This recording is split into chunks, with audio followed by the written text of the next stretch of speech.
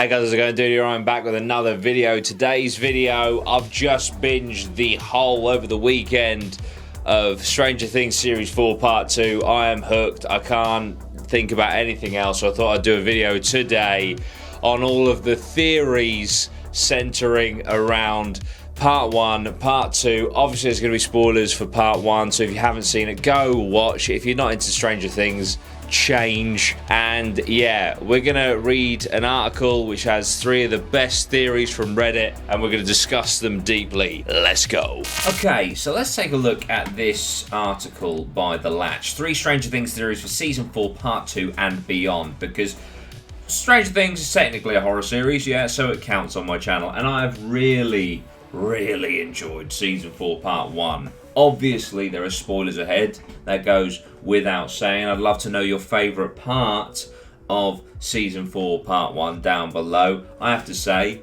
I'm absolutely hooked on Kate Bush right now, like the majority of the world. But anyway, let's get into the theories, okay? Because I'd imagine some of these are rather juicy. So it says, warning, this article contains spoilers for Stranger Things Season 4 Part 1, because of course it does.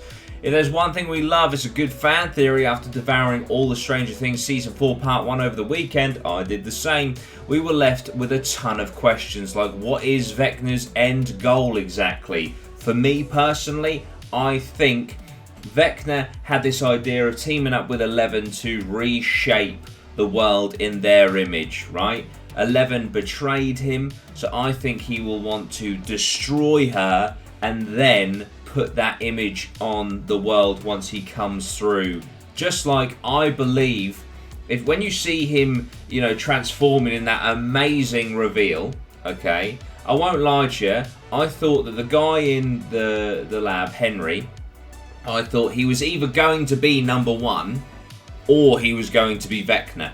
I didn't think they were going to be one in the same. Now, you might be in the comments like, wow, as if you didn't call that. Because obviously there were parallels between how those bodies in the very first 10 minutes of Episode 1, Season 4, they're all like distorted and stuff. There is obviously a clear parallel there between Vecna and those bodies. So there was definitely a link there. But I didn't, for some reason, my brain wasn't like, he's one and Vecna and they are one and the same. Brilliant. And how it linked in to that serial killer, or not the serial killer, sorry, because he was innocent, wasn't he? The father who was in the mental asylum with his eyes cut out. All linked. Amazing. Brilliant. Loved it. Anyway, so what is Vecna's end goal? Let me know. All these questions. If there's ever a question in this video, I want you to answer it. It's like homework down below in the comments. So what do you think Vecna's end goal is? What happens to Nancy now?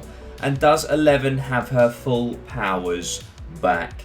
This season, Stranger Things creator Matt and Ross Duffer have raised the stakes of the Upside Down like never before, with Vecna, a towering skeletal creature who is the added bonus of having a bunch of dark gooey vines popping out of his back. He's got big old hands with claws, best used for slashing faces too. Love that for him. I also love that for him. Like the Demogorgon, Vecna's name comes from the immensely popular board game Dungeons & Dragons. Given that the D&D version of Vecna is one of the most powerful villains of the game, you know the Stranger Things character is not here to mess around.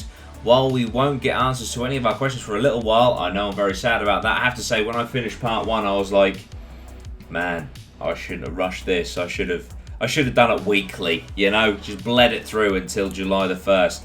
But Part 2 doesn't drop until July the 1st. We can't stop thinking about what might happen in the second part of Season 4 and in Season 5. So we turned to Reddit and dove into those fan theories. Here are 3 Reddit theories we found very interesting. Okay, so the Season 4 finale will see them all fail miserably. What is this, Infinity War? Reddit user Chase in Thy Face theorizes that our beloved gang are about to fail miserably in the final 2 episodes of Season 4, which will set them up for lots of damage control to deal with in the final season. I like that a lot, because hopefully there'll be, you know, raised stakes. I know Millie Bobby Brown said in an interview that she wanted it to be like Game of Thrones, in that, well, the earlier seasons of Game of Thrones, in that, you know, characters actually die.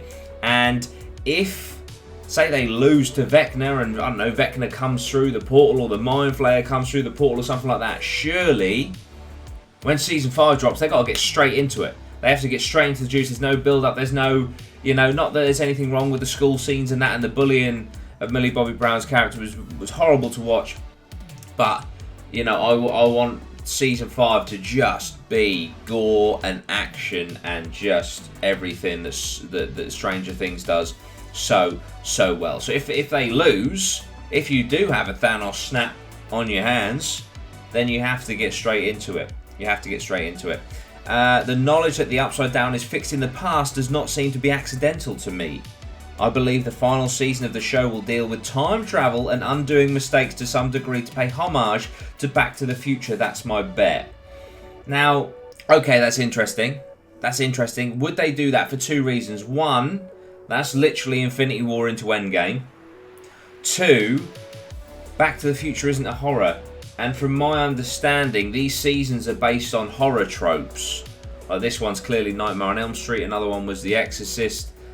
With Will being possessed and stuff, but I could be wrong. Maybe it's just paying homage to 80s kind of movies as opposed to more horror specific. Reddit user Liz Catherine agreed and recalled the season's premiere. 11 called them all time travelers. Interesting. The only thing with this time traveler thing is they've already established that it was in the past, right? But they've already kind of escaped it, haven't they? But then Nancy gets pulled back in. But they didn't go through the portal into the past. See what I mean? So although they're in two different timelines, that portal was cohesive into, I think it was like 3 years in the past and 3 years in the future. But the portals lined up to be at the right time. Does that make sense? I'm probably not making any sense. Let's carry on, okay? Remember how in the first episode of Season 4, Elle says that we're all time travelers? I must admit, I missed that. Liz Catherine wrote, because time moves fast, slow, depending on our emotions. It was a random line that was seemingly insignificant, so now that I think of it, you're probably right. So this is obviously a reply to the time travel, timey-wimey stuff. In another thread, Reddit user EliteVRTX also posed the idea of Season 4 ending with failure. I'm all for that.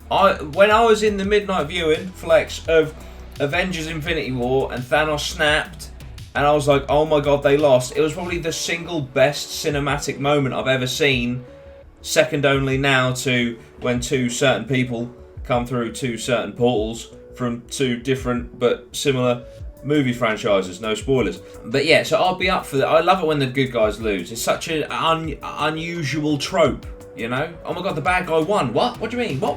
That's not meant to happen. Where's my happy ending? What I'm saying is that they fail on closing the gates between the Upside Down and the real world. They went on to say that while they think Vecna will be killed in the Season 4 finale, which I think would be a waste of a good character, that actor who plays Henry and Vecna, amazing. It has been referenced multiple times that the Mind Flayer is the big boss and that Vecna is acting as his 5-star general. I guess it is.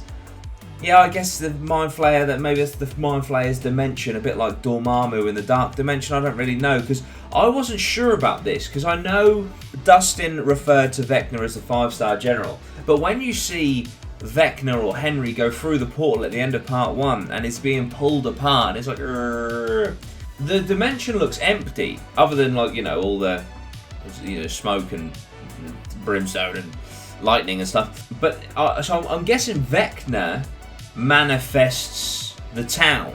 Do you know what I mean? So I wasn't sure if Dustin just kind of got that wrong, but then I guess the Mind Flayer has never been defeated, has it? So it is still there. So I'm guessing maybe Vecna. I don't know. I just didn't know if actually Vecna has gone in there and manifested the whole thing, including the Mind Flayer, or if Vecna is just a pawn of the Mind Flayer. But I don't know. I guess we'll find out.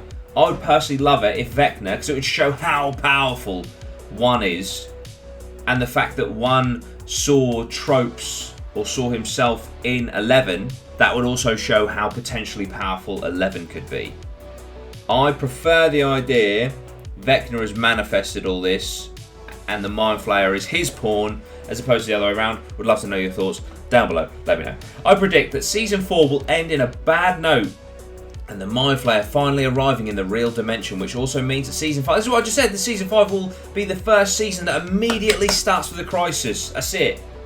I'd love it if it literally... I really like when you've got a movie or a series or whatever where episode 1 picks up fucking 30 seconds after the last season ended. I would love that. I would love that.